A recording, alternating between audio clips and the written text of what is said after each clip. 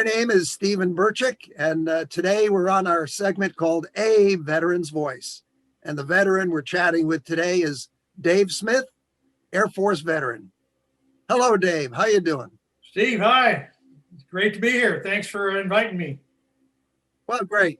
Hey, can you give us a brief summary of your military experience and perhaps a highlight of that service? Sure. I actually grew up in an Air Force family as my father was a career Air Force officer. So we lived all around the United States, but we also lived 2 years in Japan and 3 years in France. I then served 25 years in the Air Force, mostly as a navigator. I flew the B-66s during Vietnam. I flew KC-135s during the Cold War. And then I was lucky enough and fortunate enough to be in the unit that flew government officials around the world. Dave, tell me a little bit about some of the highlights with the flying the VIP unit.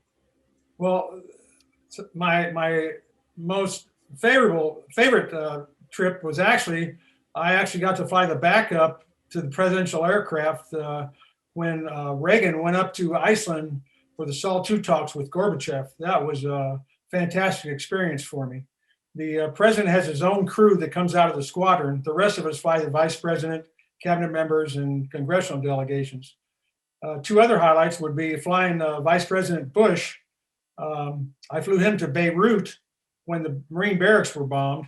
That was a secret mission. It was quite exciting time. And then flying Vice President Quayle when he went down to El Salvador for the inauguration of their president.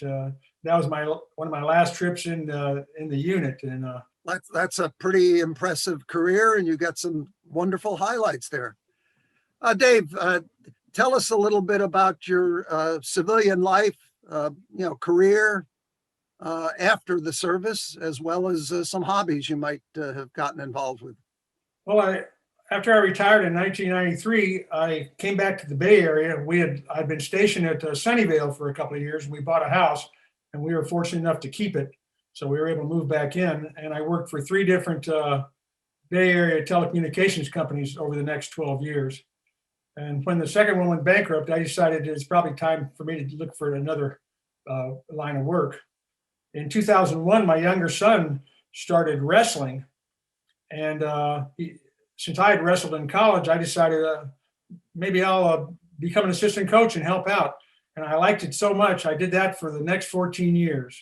And that became my only job from 2005 till 2015.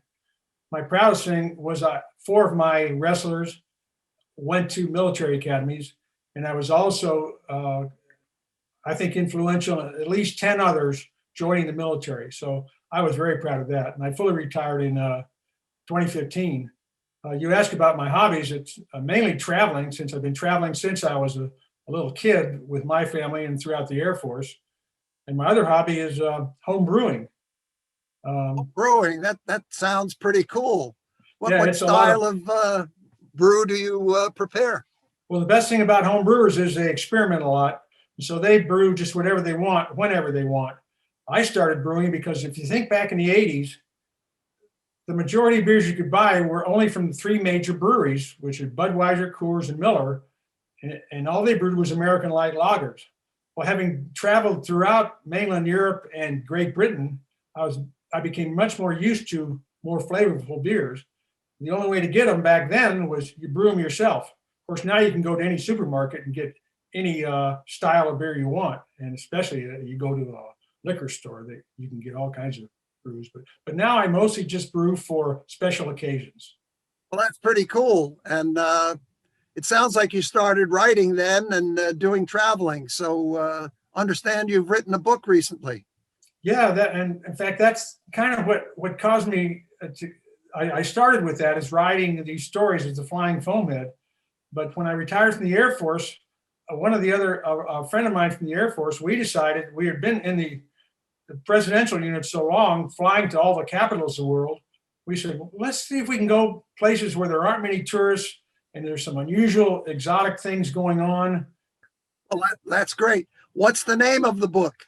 Well, don't get turned off by this now, but it's called Trials and Travels with Old Drunks and Fools. By the way, how many countries have you visited, or how many places have you visited so far? Well, places, uh, there's no way to tell that, but countries I've been to 140. Well, that is really interesting. Can you describe a couple of the more significant trips that you've been on? Well, yeah, actually, one of them, you look at the background, I'm in Mount Fuji in Japan. Like I said, I'd lived there for 2 years and I could see it right out my bedroom window. But my father would never let us climb it. It's only climbable in July and August. And it's a birthright of Japanese to climb Mount Fuji once in your life, to see the sunrise over the empire. And so I'd always wanted to climb it, but he wouldn't let me. I was so young. So in 1981, I had been at a conference. I was taken over in Japan, and I was able to organize a trip, get permission from the commanders to go and spend a day climbing Mount Fuji. Now, most people take 2 days to climb it. It's not that it's a hard climb or anything like that, but there's so many people climbing it. And the whole idea is you want to be there to go to the top, being real near the top so you can get up in the morning, go to the top and see the sunrise. But we had to do it all in one day. So what happened was I had to first go to classes to get a Japanese driver's license, then know how to drive on the other side of the road, rent a car, drive 3 hours each way from the base we were at to Mount Fuji, and then do the hike. And the guys I took there with me, I says, guys, we aren't here for a lollygag up this mountain. We are on a mission. And I pushed them all the way up. Normal time up the mountain takes about 6 hours. We got up in 3. But we were all marathoners at the time. But coming down, an earthquake hit, 5.8 on the Richter scale. And the thing about this earthquake was there were boulders up there that started coming down. One of the guys, if somebody hadn't shouted and he didn't look behind, if he had got hit by this one boulder, it would have killed him. From that point on, we ran down. When we got down, that's how the story, the guy wrote that poem was based on that and all the things that happened to us and what we got with this earthquake about God looking after us. In that case, we were the fools. And most of the cases, we were the fools. But since I'm a home brewer, that's why the old drunks came in, even though I'm not an alcoholic or whatever. Okay, one of the photos, you guys look kind of wet. Was that the same trip? Oh, okay. There's another time. Now, the Japanese, actually, they made a saying about this climbing up Mount Fuji. It says, there are 2 types of fools in the world. Those who would never climb Mount Fuji and those who would climb it more than once. Well, 1981, I went up it. 2005, my son was a junior at the Air Force Academy, and my traveling buddy and his academy roommate from 40 years before, I said, let's go hike Mount Fuji. I want you guys to see this. It's an interesting thing. Tell us about one of your other trips. I understand you had an interesting time in India. My buddy and I love to go to India. It is so different. I mean, okay, there's going to Europe, there's going to Australia, there's being in the first world areas of the country of the world where you go to your nice hotels and all that. Well, India has both extremes. They have the best hotels you could ever want to stay at, and they've got the extreme of poverty that you cannot believe. And when we go there, we go to the low end. We stay at hostels. We try and use public transportation. We try and stay away from where the tourists are. This one trip, we decided, let's go see if we can get enlightened. You know, Buddha got enlightened under the Bodhi tree. So let's go to Bodh Gaya to get enlightened. We stayed at a special retreat for meditation, learning meditation. After that, we went up to Varanasi. Now, Varanasi is to the Hindus, whereas Bodh Gaya is for Buddhists. Varanasi is to the Hindus like Mecca is to the Muslims. They want to go there But from Varanasi, the Hindus want to go there to die. They go there to be cremated, have their ashes tossed into the Ganges. And when they go to the Ganges, when they're still alive, this is a sacred river to them. But they don't just consider it a river. They consider it a place where you go to wash away your sins, to where you go to bathe, brush your teeth, clean yourself, bring your cow and dogs in with you. They're doing whatever in the river.